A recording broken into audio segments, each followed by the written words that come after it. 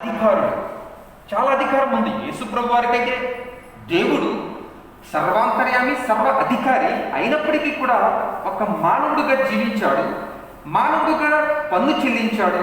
ఒక ప్రాంతంలో ఉన్న ఒక సహజమైన, ఒక సామాన్యమైన వ్యక్తిగానే యేసుప్రభు వారు కూడా గవర్నమెంట్కి చెల్లించవలసిన పన్ను చెల్లిస్తూ ఉండేవాడు. అటువంటి పరిస్థితులలో కొంతమంది యూదుల మీద అధికారులు ఉండేవారు.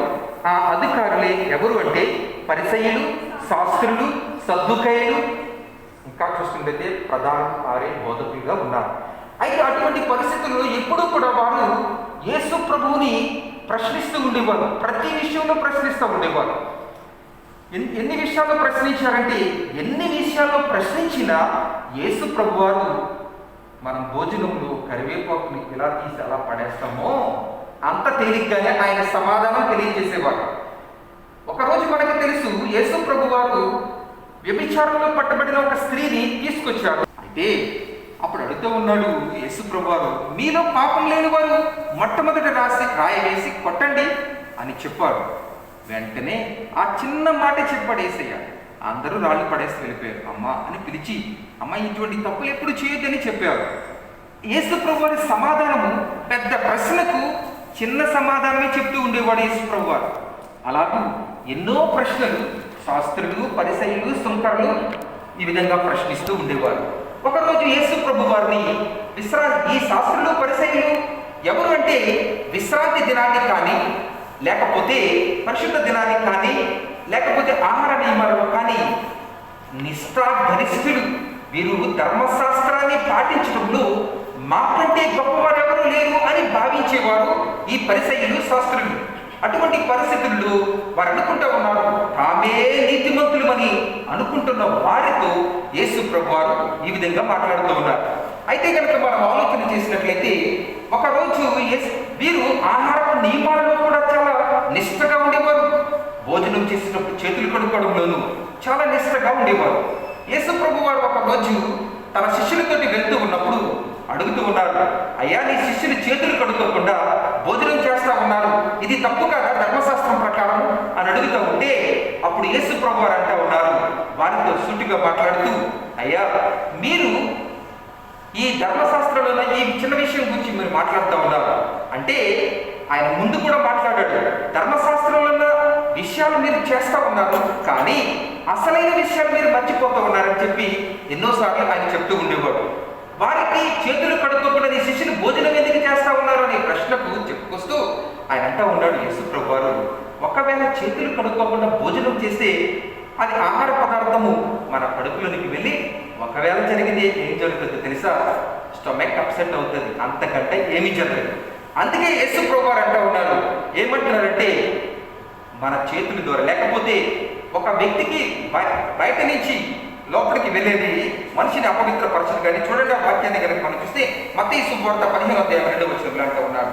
మత్తయి శుభవార్త 15వ అధ్యాయము 2వ వచనంలో కనుక చూస్తే అక్కడ యేసు ప్రభు వారితో మాట్లాడుతూ అంటూ ఉన్నారు, 15వ అధ్యాయం 2వ వచనం అంటూ ఉన్నారు, నీ శిష్యులు చేతులు కడుగుకోకుండా భోజనము చేయించున్నారే, వారెందు నిమిత్తం పెద్దల పారంపర్యాచారాలను అతిక్రమించుతున్నారని అడిగి, పెద్దల పారంపర్యాచారాలుగా వస్తూ ఉన్నాయి కాబట్టి వారు ఎందుకు అతిక్రమిస్తున్నారంటే, యేసు ప్రభు వారు చక్కని సమాధానం ఇస్తూ 11వ వచనంలో అంటూ ఉన్నాడు, నోట పడునది మనిషిని అపవిత్ర పరచదు గాని, ఒకవేళ ఆహార పదార్థాన్ని మనం ఏదైనా తీసుకుంటే మనిషి ఏమి పాపాత్ముడు అయిపోడు.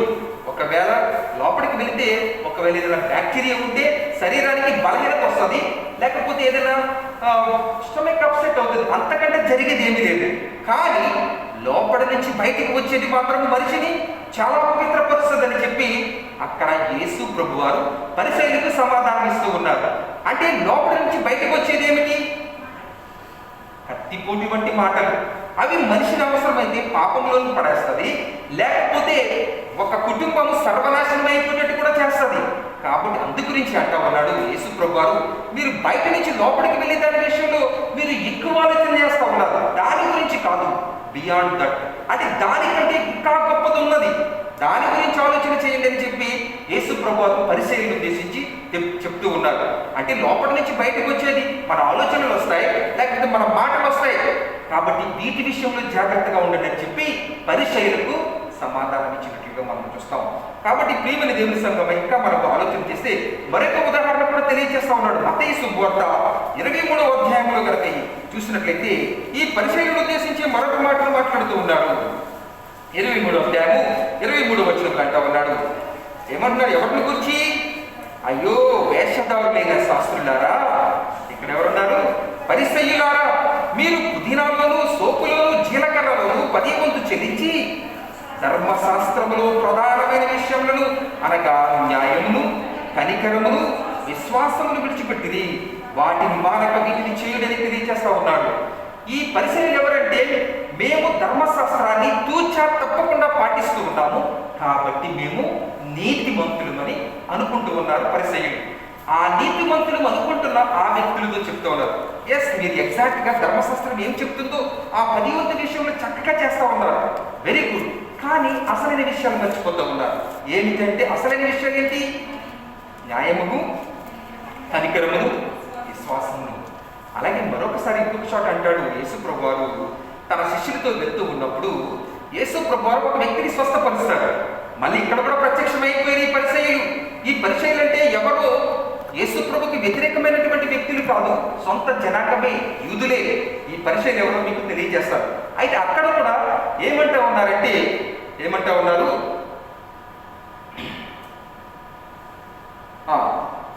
యేసు ప్రభువారు ఒక వ్యక్తిని స్వస్థపరిచినప్పుడు ఇది రోజు విశ్రాంతి దినం కదా, నీవెందుకు ఆ వ్యక్తిని స్వస్థపరిచావు అని అడుగుతూ ఉన్నారు. ఇది ధర్మశాస్త్రం ఉంది. ధర్మశాస్త్రం ఏం తెలియజేస్తా ఉందంటే విశ్రాంతి దినాన్ని మనం ఏ పని చేయకూడదు. చిన్న సమాధానం ఇచ్చాడు యేసయ్య. ఈరోజు విశ్రాంతి దినమే, వెరీ గుడ్. ఎవరు కూడా పని చేయకూడదు. అవును, ధర్మశాస్త్రం చెప్తుంది కాబట్టి పని చేయకూడదు. సిద్ధపాటు దినమైనటువంటి శుక్రవారాన్ని విశ్రాంతి దినానికి కావలసిన ప్రతిదీ సిద్ధం చేసుకుని ఒక వ్యక్తి నడవగలిగిన దూరం కంటే ఎక్కువ దూరం ఏ వ్యక్తి కూడా నడవకూడదు. అది వాస్తవమే. అయితే యేసుప్రభు ఏమన్నారంటే, ఒకవేళ ఈ విశ్రాంతి దినమే నీ కుమారుడు నువ్వు చూస్తూ ఉండగా గొయ్యిలో పడతాడు, అప్పుడు నీవు నీ కుమారుని తీస్తావా తీయవా అని అడిగాడు. ఒక ఎత్తు పడిపోతుంది, నువ్వు తీస్తావా తీయవా? ఎస్, ఇది ధర్మశాస్త్రానికి మించిన విషయం. ఈ పరిసయ్యులు ఎక్కడ ఆగిపోతున్నారంటే ఈరోజు విశ్రాంతి దినము మనము తీయకూడదని ఆగిపోతూ ఉన్నాడు. యేసు ప్రభు అంతకంటే మించి ఆలోచన చేస్తూ ఉన్నాడు. ధర్మశాస్త్రానికి మించింది ఏమిటి తెలుసా? ఆ వ్యక్తి ప్రాణాన్ని రక్షించడం అనేటప్పటికి వారు ఏమీ కూడా మాట్లాడలేని పరిస్థితిలో ఆ పరిసయ్యులు వెళ్ళిపోయిన సందర్భాన్ని చూస్తాం. ఈ విధంగా యేసు ప్రభు చేసే ప్రతి పనిలో కూడా అడుగడుగున యేసు ప్రభుని ప్రశ్నిస్తూ ఉన్నారు. అయ్యా, ఎవరు ఈ పరిసయ్యులని కనుక ఆలోచన చేస్తే, పరిసయ్యులైనటువంటి వారు అలనాడు రోమన్ సామ్రాజ్యానికి యూదులకు మధ్యలో ఉండి వీరు ఏం చేస్తూ ఉండేవారంటే ఒక రకమైన యూదుల అధికారులు ఈ పరిసయ్యులైనటువంటి వారు. వీరు ఏం చేస్తూ ఉండేవారంటే యూదులందరూ కూడా క్రైస్తవ సమాజాలుగా కూడి ఆరాధిస్తున్న సమయంలో వీరు వాక్యాన్ని చదువుతూ వారికి బోధిస్తూ ఉండేవారు. బోధిస్తూ బోధిస్తూ బోధిస్తూ ఏమైపోయారంటే వీరు మేమే చాలా గొప్పవారము, మేము ధర్మశాస్త్రాన్ని చాలా బాగా పాటిస్తాము అని వారికి వారే హెచ్చించుకున్న సందర్భాల్లో ఈ పరిసయ్యులు ఉంటూ ఉన్నారు. ఈ పరిసయ్యులు ఇంకా కనుక మనం ఆలోచన చేస్తే ఈ ధర్మశాస్త్రాన్ని పాటించడంలో నిష్ఠాగరిష్ఠులు విశ్రాంతి దినం కానీ, ఉపవాస దినం కానీ, ఆహార నియమాలు కానీ ఖచ్చితంగా పాటించేవారు. ధర్మశాస్త్రాన్ని పాటించడంలో పరిసయ్యుల కంటే ఏ వ్యక్తి కూడా మించి ఉండడు. అయితే యేసుప్రభు ఏమన్నారంటే, అయ్యలారా, మీరు పరిసయ్యులు శాస్త్రుల కంటే వారి నీతిమంతులు అనుకుంటున్నారు కదా, వారి నీతి కంటే మీ నీతి ఎక్కువైతేనే కానీ పరలోక రాజ్యాన్ని స్వతంత్రించి కొనలేరు అంటారు. వారు మేము నీతిమంతులము, ధర్మశాస్త్రాన్ని పాటిస్తున్నాం కాబట్టి మేము నీతిమంతులు అనుకుంటున్నారు. యేసుప్రభు అంటారు, ఎవరైతే నీతిమంతులను చెప్తూ ఉన్నారో వారి నీతి కంటే మీ నీతి ఎక్కువైతేనే కానీ మీరు పరలోక రాజ్యాన్ని స్వతంత్రించుకోలేరు అంటా ఉన్నారు. అంటే పరిసయ్యులు ఇక్కడ చూస్తే వారు దంభాలు చెప్పుకునే వారిగా ఉంటూ ఉన్నారు. ఇక్కడ కూడా మనం ఈ రోజు చదువుతున్నాం కదా, ఏమిటది? లూకా శుభవార్త 18వ అధ్యాయంలోకి వస్తే అక్కడ యేసు ప్రభు వారు చెప్తున్న ఉపమానం ఏముంది? పరిసయ్యులు 18వ అధ్యాయం 9వ వచనంలో తామే నీతిమంతులమని తమ్ము నమ్ముకుని ఇతరులను తృణీకరిస్తారంట వారు. ఎందుకంటే మేము నీతిమంతులము అని. అయితే వారిని ఉద్దేశించి ఈ ఉపమానము చెప్పెను. ప్రార్థన చేయుటకై ఇద్దరు మనుషులు దేవాలయానికి వెళ్ళి ఉన్నారు. వారిలో ఒకడు పరిసయ్యుడు, ఒకడు సుంకరి. పరిసయ్యుడు ఏం చేస్తున్నాడు? ప్రార్థన. నీతిమంతుడు కదా, నీతిమంతుడు అనుకుంటూ ఉన్నాడు కదా, నిలబడి, దేవా, నేను చోరులను, అన్యాయస్తులను, వ్యభిచారులనైన ఇతర మనుషుల వలనైనను ఈ సుంకరి వలనైనను. ఎవరిని పోలుస్తూ ఉన్నాడు? అక్కడ ఒక సుంకరి ఉన్నాడు. సుంకరి ఎవరయ్యా అని కనుక ఆలోచన చేస్తే, సుంకరి అనే వ్యక్తులను ట్యాక్స్ కలెక్టర్స్ అని పిలుస్తూ ఉంటాం. మనకు కూడా ట్యాక్స్ కలెక్టర్స్ ఉంటారు. మన గ్రామంలో కనుక మనం చూస్తే ఏ వ్యక్తి అయినా ట్యాగులు అమ్ముకుంటున్నాడు అనుకోండి, మనకు తెలిసిన ఎగ్జాంపుల్, ఆ వ్యక్తి దగ్గరికి ఆయన ఇచ్చేస్తాడు. నీవు మా ఊర్లో ట్యాగులు అమ్ముకుంటున్నావు కదా, నీకు ప్రాఫిట్ వస్తుంది కదా, ఆ ప్రాఫిట్లోంచి ఈరోజు కనీసం 20 రూపీస్ గ్రామ పంచాయతీ కట్టాలి. That is tax collecting. అలాగే ఆ దేశంలో కూడా ఏంటంటే సుంకరులు ఉన్నారు. సుంకరులు అంటే ట్యాక్స్ కలెక్టర్. ఈ సుంకరి ఎవరు అంటే ఈ సుంకరులు అలనాడు రోమన్ సామ్రాజ్యానికి ఈ యూదులకు మధ్యవర్తులు. వీరు ఈ యూదులందరి దగ్గర నుంచి, ప్రజలందరి దగ్గర నుంచి పన్నులు వసూలు చేసి వారు రోమన్ సామ్రాజ్యాధిపతులకు కడుతూ ఉండేవారు. అటువంటి పరిస్థితుల్లో ఈ సుంకరులు అనేటువంటి వారు ప్రజల దగ్గర ఒరిజినల్గా 10 రూపాయలు వసూలు చేయాలి, 100 రూపాయలు వసూలు చేసి పైకేమో 10 రూపాయలు కడతా ఉండేవారు. అటువంటి పరిస్థితులలో ఈ ప్రజల్లో ఉన్న వీళ్ళందరూ ఏమనుకునేవారంటే ఈ సుంకరుల్ని వారిని ఒక దుష్టులుగాను, పాపులుగాను చూస్తూ ఉండేవారు. వీరిని ఈ సుంకరులు ఎవరైతే ట్యాక్స్ కలెక్టర్స్ ఉన్నారో వారిని ఆరాధన చేయడానికి కూడా అనుమతించేవారు కారంట.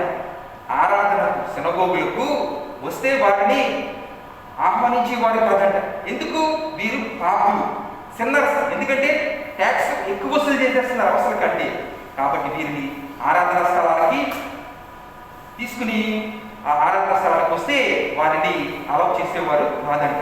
అటువంటి పరిస్థితుల్లో వీరిద్దరు వెళ్తూ ఉన్నారు. ఒకరు ఎక్కడికి వెళ్ళారు? దేవాలయానికి. ఒకరు పరిసయ్యుడు, రెండవది సుంకరి. పరిసయ్యుడు అయితే అంటా ఉన్నాడు, డంబాలు చెప్పుకుంటూ, సెల్ఫ్ బోస్టింగ్ చేసుకుంటూ ప్రార్థన చేస్తున్నాడు. ఈ సుంకరి ఎలా ప్రార్థన చేస్తున్నాడు చూడండి. సుంకరి దూరంగా నిలుచుండి ఆకాశము వైపు కనులెత్తుడికైనను ధైర్యము చాలక రొమ్ము కొట్టుకొనుచు, దేవా, పాపినైన నన్ను కరుణించమని పలుకుతూ ఉన్నాడు. అటువంటి సుంకరులతోటి యేసు ప్రభు సహవాసం చేస్తూ ఉండేవాడు. అర్థం చేసుకుంటే సుంకరుల ఇంటికి వెళ్ళి భోజనం చేస్తూ ఉంటే యూదుల్లో కొంతమంది అధికారులు యేసు ప్రభువు మీద సనుక్కుంటూ ఉండేవారు. యేసు ప్రభు ఏంటి ఆ పాపిని అనేది బట్టి సుంకరింటికి వెళ్ళి భోజనం చేస్తున్నాడు ఏంటి అని సనుక్కుంటూ ఉండేవారు. అయితే యేసు ప్రభు లోకానికి ఎందుకు వచ్చాడు? ఆరోగ్యవంతుల కోసం వచ్చాడా, అనారోగ్యవంతుల కోసమా? దట్ మీన్స్ ఆరోగ్యవంతులకి అనారోగ్యవంతులకి వైద్యుడు, కానీ ఆరోగ్యవంతులకు వైద్యుడు అక్కర్లేదని చెప్పాడు. అంటే యేసు ప్రభు వచ్చింది ఎవరి కోసము? పాపుల కోసం ఈ లోకానికి వచ్చాడు. ఈ మనుషులైతే ఏమనుకున్నారు? ఆ సుంకరమైనటువంటి ఆ పాపులింటికి ఎందుకెళ్ళి భోజనం చేస్తా ఉన్నాడు యేసు ప్రభు అని వారి మనసులో అనుకుంటూ ఉంటే, యేసు ప్రభు ఈ లోకానికి ఎందుకు వచ్చాడు ఆయనకు తెలుసు కాబట్టి ఆ సుంకరులతో సహవాసం చేస్తూ వారిని యేసు వైపు తిప్పుకుంటూ ఉండేవాడు. అలాగే ఒకరోజు యేసు ప్రభు వారు నడుచుకుంటూ వెళ్తా ఉంటే ఒక చెట్టు ఎక్కాడు ఒక సుంకరి. ఎవరు ఆ సుంకరి? జక్కయ్య కూడా ట్యాక్స్ కలెక్టరే. ఆయన రక్షించాలనుకున్నాడు. యేసు ఎవరో చూడాలనుకున్నాడు. యేసు పిలిచాడు, జక్కయ్య, నీ ఇంటికి రక్షణ వచ్చిందని. ఆయన వచ్చాడు.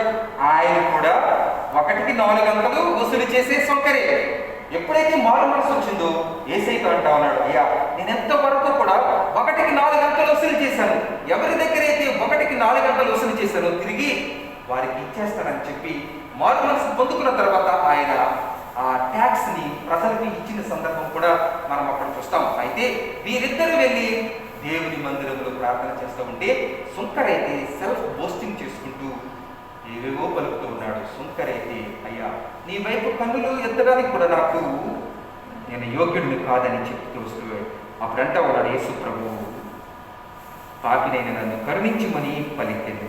అతని కంటే ఇతడు నీతిమంతుడుగా తీర్చబడి తన ఇంటికి వెళ్ళెనని మీతో చెప్పుచున్నాడు. హల్లెలూయా.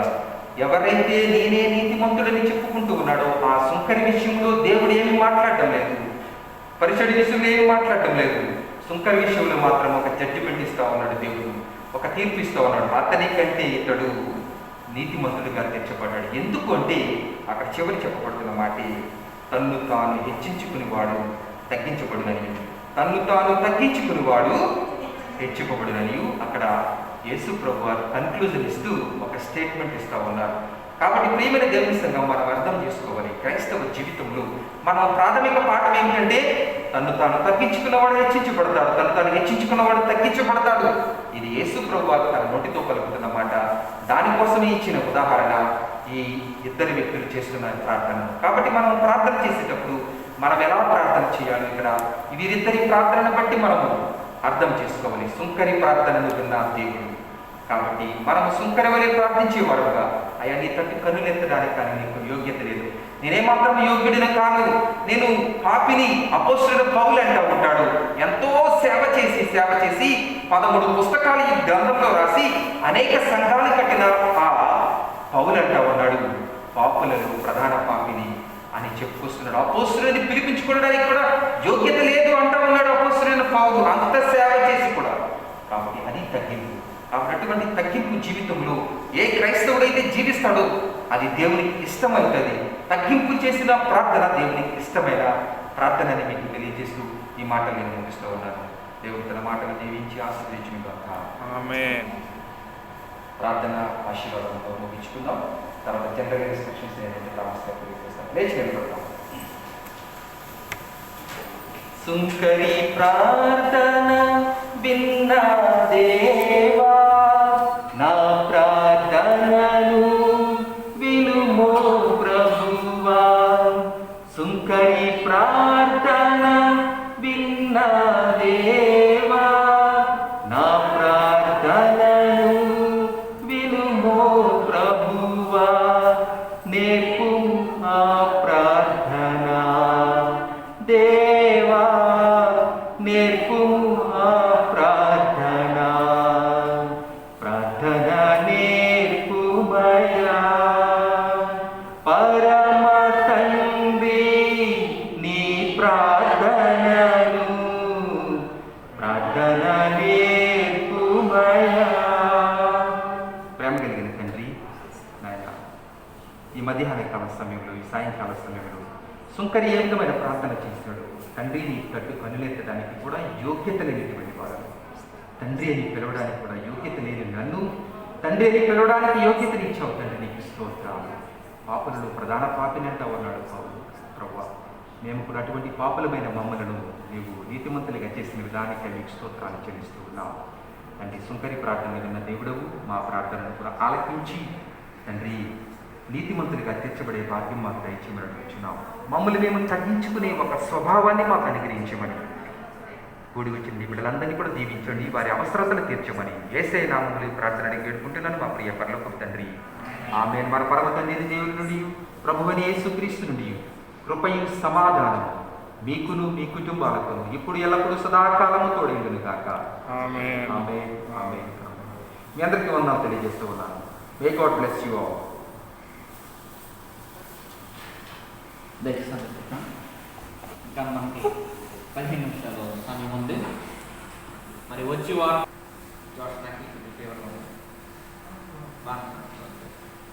మరి కాన్పులు మీరు కవర్స్ ఇచ్చాం. దయచేసి వెళ్ళేటప్పుడు మాత్రమే ఇక్కడ ఈ యొక్క బాక్స్లో ఎదురు కానీ వచ్చే వారు పెద్దగా మనకు ఈ యొక్క సేమ్ ప్లేస్లో సేమ్ టైంలో 2:45 డోర్లు ఓపెన్ అవుతాయి. 2:45 రావాల్సిందిగా కోరుతున్నాను. మరి ఈ దినం మరి వాక్యాన్ని అందించిన భాస్కర్ వందనాలు తెలియజేసుకున్నాను. తెలుగు సంఘాల్లో నడిచినాయి Lutheran church, Andhra evangelical Lutheran church, అలాగే మన చర్చ్ తెలుగు క్రిస్టియన్. ఈ 2 చర్చ్కి పాస్టర్ గారు, మన పాస్టర్ గారే ఉదయాన్నే 6 గంటలకు చూసుకున్నారు. మరి తదుపరి 2వ ఆరాధన మన సంఘ ఆరాధన చేస్తున్నారు. దేవుడు పాస్టర్ గారిని ఇంకా బలంగా ఆయన పరిచయలో వాటికి నేను అందరూ ప్రార్థించవలసిందిగా కోరుచున్నాను. ఇది నెలలో పాపం జూమ్లో ఆయన వాక్యం బోధించడానికి కొంచెం ఎవరు కనపడలేదు, ఎవరు కెమెరా లాంచ్ చేసుకోవట్లేదు, జూమ్లో ఉండేవారు.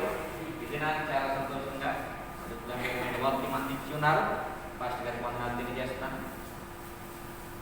ఈ యొక్క కానుకలు కావడం మీ చేతిలో ఉంచినట్టు వెళ్ళి ముందు మీరు సమర్పించకపోయినా మరి మీరందరూ పాస్టర్ గారిని అలాగే సంఘాన్ని మరి ప్రోత్సహించారు.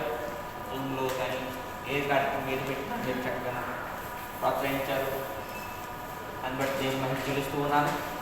అలాగే మీ యొక్క విలువైన ప్రార్థనలు సంఘం వరకు, అలాగే ప్రతి విషయంలో పాస్టర్ గారిని మరి ప్రతి విషయంలో మీరు చేయడానికి దేవుడు చూపించున్నాడు. చిన్న ప్రార్థన చేసుకుందాం. మొన్న 18వ తారీఖున మన పాస్టర్ గారికి అలాగే పాస్టర్ గారు షారూన్ గారు ఇండియాలో ఉన్నారు. వర్ధాపత్య జీవితంలో మన దైవ దేవుడు వారికి అనుగ్రహించున్నాడు. మనం అందరూ ప్రార్థించున్నాం.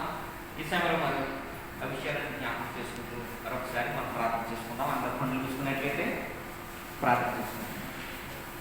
పరిశుద్ధ మహోన్నత గొప్ప దేవానికి వందనాలు తెలియజేస్తున్నాం తండ్రి. ఇదిగో తండ్రి యొక్క దినం బట్టి మేము శుద్ధిస్తున్నాము, మహిమ చెల్లిస్తున్నాము తండ్రి.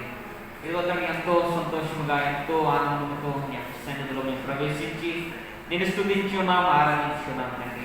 ఇదిగో తండ్రి ఈ దినం వాక్యం ద్వారా మాతో మాట్లాడడం వందనాలు తెలియజేస్తున్నాము. నీ బిడ్డలుగా తండ్రి, నీకు ఇష్టలుగా తండ్రి ముట్టకు సహాయం దయచేయమని అడుగుతున్నాము. ఇదిగో తండ్రి దీనత్వం అన్నది మీరే మాకు నేర్పించుకున్నారు తండ్రి. ఇదిగో తండ్రి తగ్గింపు జీవితం దయచేయమని అడుగుతున్నాము తండ్రి. స్తోత్రం.